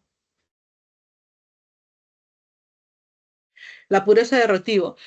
Tenemos una muestra y nosotros queremos saber qué tanto pues, puede uno saber el contenido de pureza que tiene este. Entonces, por ejemplo, tenemos si la muestra contiene 100 gramos de óxido férrico, determina el porcentaje de pureza de dicho óxido en la muestra. Acá la muestra tiene 400 gramos. Decimos, si 400 gramos equivalen al 100%, 100 gramos, ¿a cuánto será? En este caso, sería 25% por regla de tres. El porcentaje de rendimiento de una reacción. Este porcentaje de rendimiento está dado por la cantidad teórica y la cantidad práctica. En la cantidad teórica nos vamos a referir a la que es obtenida de un producto teóricamente mediante cálculos estequiométricos. Y la cantidad real es la cantidad obtenida de un producto realmente en la reacción, y debido a diversos factores es menor que la cantidad teórica. Vamos a tener que el porcentaje de reacción es igual a la...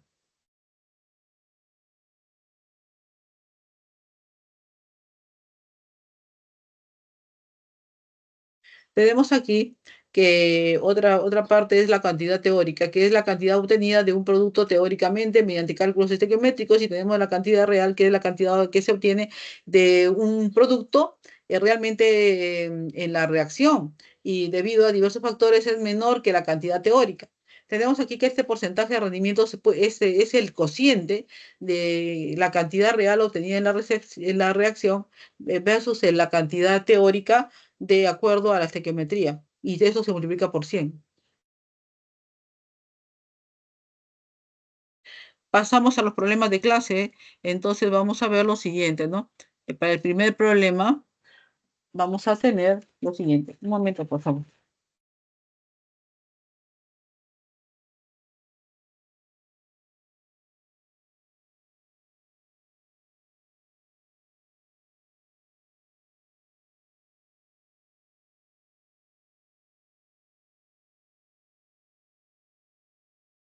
Ya. Entonces, vamos a empezar con el primer problema que nos habla sobre los cambios químicos que ocurren en todo momento. Unos son naturales, otros son desarrollados por el hombre con alguna finalidad y otros pueden ocurrir accidentalmente. Así tenemos los siguientes ejemplos. Una forma de acidificación se llama lluvia ácida. Se debe en gran parte a que el anhídrido sulfuroso proviene de la erupción volcánica, reacciona con el oxígeno atmosférico, formando anhídrido sulfúrico, que en presencia del agua formará un ácido sulfúrico. Vamos a tener aquí, este es el primer caso. Para identificar iones cloruro en el agua potable, añadimos una solución esta solución acuosa de nitrato de plata, ¿no? Aparece en el precipitado un precipitado blanco, ¿no? Vamos a ver eso en el fondo del tubo. Debido a que los iones cloruro reaccionan con el catión plata, esta reacción se puede expresar mediante la siguiente ecuación. El gas propano solo necesita una chispa eléctrica para reaccionar violentamente con el oxígeno, produciendo por combustión completa anhídrido carbónico y con liberación de calor. El peróxido de hidrógeno, por acción de la luz, solo forma agua y oxígeno gaseoso, según la siguiente ecuación, ¿no? Dos moléculas de peróxido líquido nos va a dar dos moléculas de agua líquida más el oxígeno gaseoso. Al eliminar iones férricos de agua residuales se evita la corrosión en sistemas de distribución de agua. Para ello se hace reaccionar el hidróxido de calcio, como lo tenemos acá, ¿no? CaOH2, se le va a hacer reaccionar con el cloruro férrico, ¿no? Y vamos a tener hidróxido férrico más cloruro de cal. Respecto a las ecuaciones descritas, seleccione la alternativa correcta. La reacciones 1 es reversible, 2 es irreversible, ambas son de adición. La reacción 3 es irreversible, no redox y polémica, exotérmica, disculpe. La reacción 3 es irreversible, no redox y exotérmica. La reacción 4 es de composición y redox. La reacción 5 es de metátesis y no redox. Entonces vamos a ver la solución para el siguiente problema.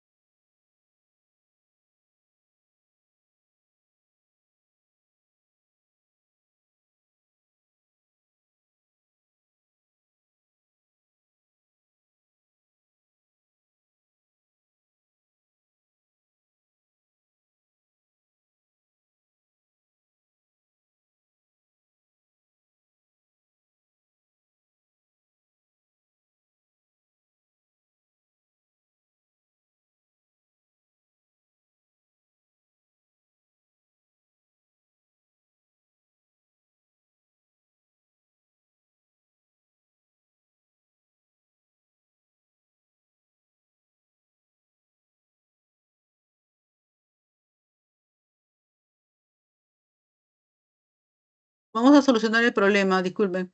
En esta parte vamos a tener lo siguiente.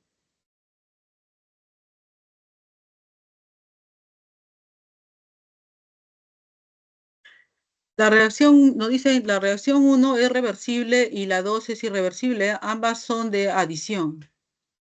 En este caso, tenemos que las reacciones uno y 2, ¿no? Las reacciones uno y 2, las reacciones uno y 2 que estamos viendo acá,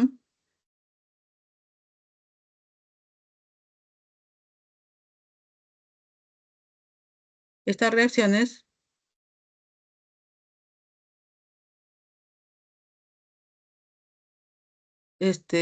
son de adición y la primera ecuación es molecular y la segunda es iónica. Por lo tanto, es verdadera. Para la segunda, tenemos que la 3 es irreversible, no redox y exotérmica. Entonces vamos a tener que esa es falsa porque la reacción 3 es irreversible, pero es redox. Es redox por lo siguiente, ¿no? El, En este caso, el carbono del propano, del CH3, CH2, CH3, ¿no? Se oxida, y ya que su estado de oxidación pasa de -2 a +4 en el dióxido de carbono, que es el CO2. Entonces va a pasar a +4 ahí en la del carbón. Al mismo tiempo, el oxígeno molecular se reduce ya que está pasando del 0 al -2 en el agua, ¿correcto? Por lo tanto, la segunda es falsa, ¿no? Sí es una ecuación del tipo redox. En la siguiente, en la 3 tenemos que es verdadera porque la reacción 4 es de descomposición y redox. Y por último, la 4 también es verdadera porque la reacción 5 es de metátesis y redox. Ustedes saben que la de metátesis es por doble desplazamiento. Entonces, esa es la solución. Y voy a poner aquí, ¿no? Una acotación para que puedan estudiar. Por lo tanto, la respuesta es la B.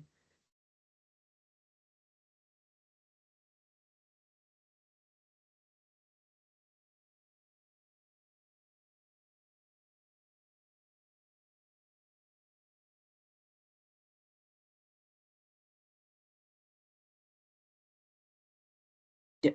Acá tienen ustedes la solución para el problema 1. Pasamos a la siguiente. Ejercicio 2. Algunos procesos metalúrgicos se basan en las reacciones de desplazamiento para obtener un metal a partir de sus minerales, por ejemplo, el titanio. Se obtiene a partir del cloruro de titanio 4 de acuerdo a la reacción. Seleccione la secuencia correcta de verdadero o falso, ¿no? De verdadero o falso de las siguientes suposiciones. Uno, la sustancia agente oxidante es tetracloruro de titanio. La relación entre el coeficiente de la forma oxidada y forma reducida es de 1 a 2. Por cada mol de átomo de titanio obtenido se transfieren 4 mol de electrones. Para este caso, vamos a tener la siguiente. En primer lugar, vamos a tener que definir los estados de oxidación, ¿no? El titanio pasa de -4 a 0, ¿no? A ver,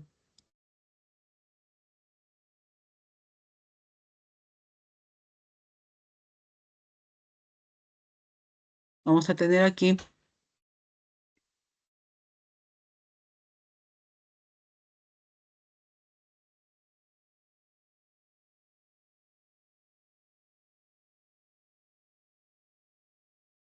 vamos a tener aquí, este, mm, los estados de oxidación.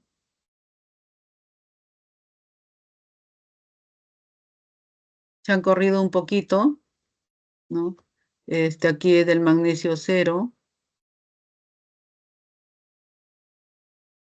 ¿no? Y pasa a magnesio +2 y aquí tenemos el titanio de +4, va a pasar a titanio 0, ¿no? Este, mm, Acá tenemos las semireacciones,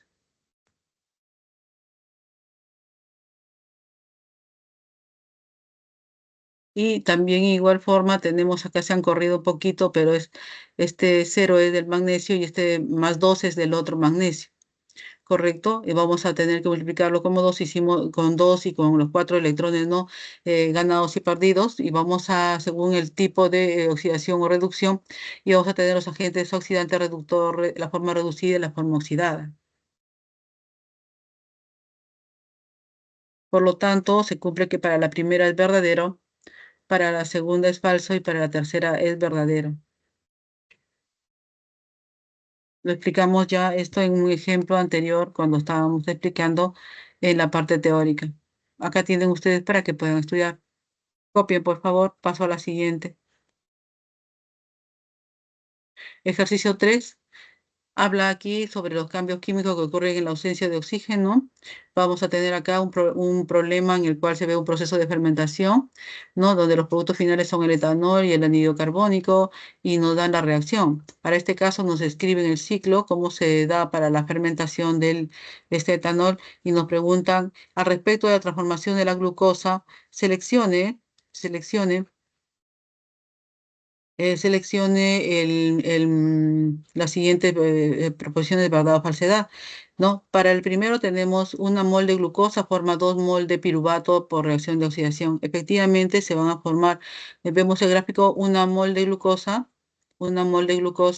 que se está formando por 2 una mol de glucosa que se está formando por 2 mol de piruvato. Acá tenemos el piruvato, 2 piruvato, una de glucosa, por lo tanto esa es verdadera. También tenemos la siguiente que dice una mol de acetaldehído para producir necesita una mol de NADH más hidrógeno. Efectivamente, nosotros vamos a ver esto, que en el proceso se está generando este NADH, ¿correcto? Entonces se va a regenerar para dar 2 de etanol. Por lo tanto, la segunda también es verdadera.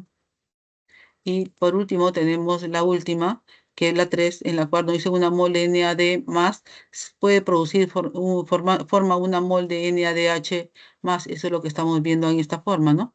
Que este 2N, este NA2, 2NAD positivo, ¿no? Va a formar 2 NADH más 2 hidrógenos, por lo tanto también es verdadera. Si las tres verdaderas, quiere decir que la respuesta es la E. ¿No? Y para que ustedes estudien, les voy a dar la respuesta.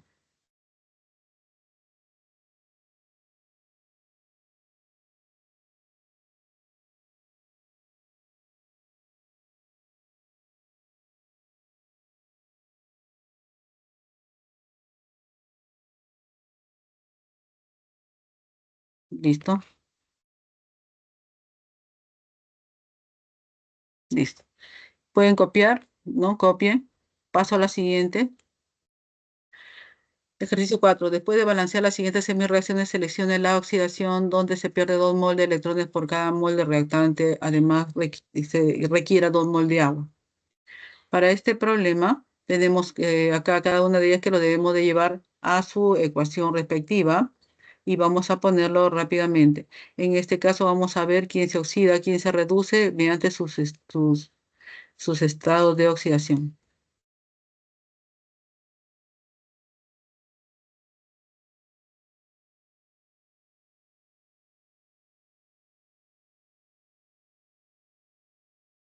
Acá tenemos los estados de oxidación de cada una de ellas, por lo cual nos da si es una reducción o es una oxidación.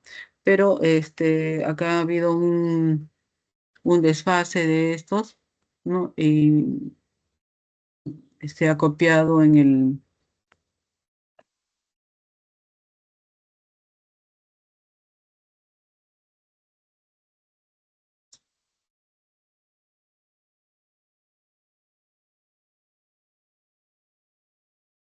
Ujú,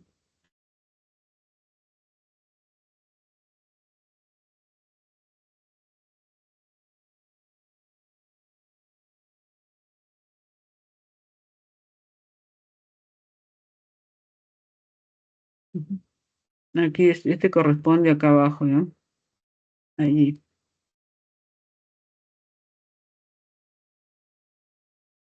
Y acá arriba no es este de aquí.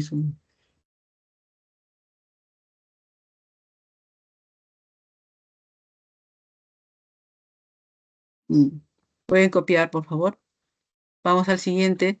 Una reacción utilizada para detectar sales ferrosas es utilizar dicromato de potasio en medio ácido según la siguiente reacción. Y según ello hay que seleccionar la alternativa correcta, ¿no? Si el dicromato de potasio actúa como agente reductor y forma cloruro de cromo 3, el ácido clorhídrico actúa como agente oxidante y el coeficiente es 14. El número de oxidación del cromo cambia de cromo más 6 a cromo más 3, se forma 7 mol de agua y se transfieren 3 mol de electrones. La sumatoria del coeficiente de reactantes es 14. Para esta parte tenemos que, en primer lugar, balancear nuestra ecuación, ¿no? Y luego utilizar los resultados para poder dar la respuesta. En la solución planteamos la ecuación mediante la ecuación de óxido reducción, ¿no? Y este es el resultado. Tenemos aquí las ecuaciones planteadas, las semireacciones y luego el balanceo de la ecuación. Y posteriormente damos las respuestas, ¿no? del problema, ¿no? Que sería la respuesta C. La respuesta C es la alternativa correcta. El número de oxidación del cromo cambia de cromo más 6 a cromo más 3, siendo la respuesta, ¿no? La respuesta sería en todo caso la C.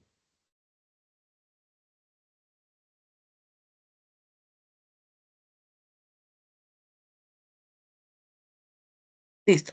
Ahora tenemos para la pregunta 6, para la pregunta 6, un momento, ya voy a terminar, por favor, ¿no? Acá hay unas ciertas correcciones que se tenían que hacer, ¿no? Y nos piden que les demos esta respuesta, ¿no? Ha sido unos errores que se dan a veces al copiar o algo por el estilo. Y tenemos para el problema 6, sería esta la respuesta. Pueden copiar, paso a la siguiente, rápidamente, ¿no? En la siguiente, para el siguiente problema, la respuesta sería, para las 7, la respuesta sería la A. Y tendría yo lo siguiente.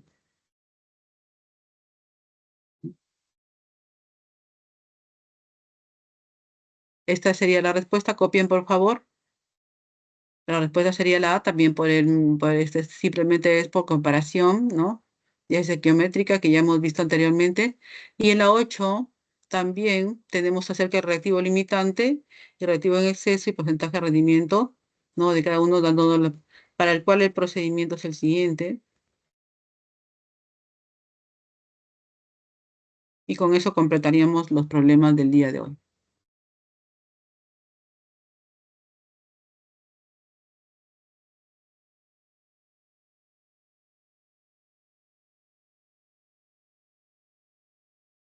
Aquí tienen ustedes, chicos, pueden copiar esta parte, ¿no? Este es el problema número 8, ¿ya? Muchas gracias por su atención. Me despido de ustedes indicando los problemas propuestos: 1E, 2C, 3B, 4E, 5E. Muchas gracias por su atención. Este es el problema anterior, ¿no? Me retiro en este momento para dar paso a su descanso. ¿Alguna pregunta, algo que quede? Nadie. Creo que está todo concluido. A ver, Sí, profesora, alguien que... todo claro.